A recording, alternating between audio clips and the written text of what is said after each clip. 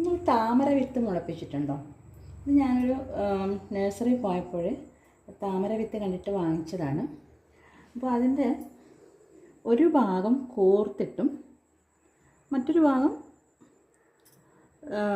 പരന്നിട്ടിങ്ങനെ ഒരു ഗോൾ ടൈപ്പിലാണ് ഉണ്ടാവുക. അത് ഒരു സാൻഡ് പേപ്പർ വെച്ചിട്ട് കോർത്ത ഭാഗമല്ല ഉരക്കേണ്ടത്, മറ്റേ പരന്ന ഭാഗം സാൻഡ് പേപ്പറിൽ വെച്ചിട്ട് നന്നായിട്ട് ഉരക്കണം. കുറച്ച് നന്നായിട്ട് ഉരച്ച് കഴിഞ്ഞാൽ അതിനൊരു ക്രീം കളർ വരും. ഇതുപോലെ ക്രീം കളർ വരും.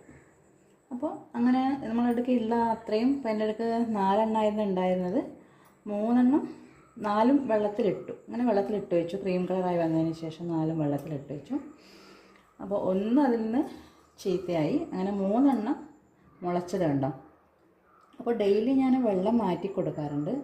ഇനിയിപ്പം മുളച്ചതിന് ശേഷം ഇനിയൊരു ഇല വരാനൊക്കെ സാധ്യതയുണ്ട്. ഈ ഇല വന്നതിന് ശേഷം ഞാൻ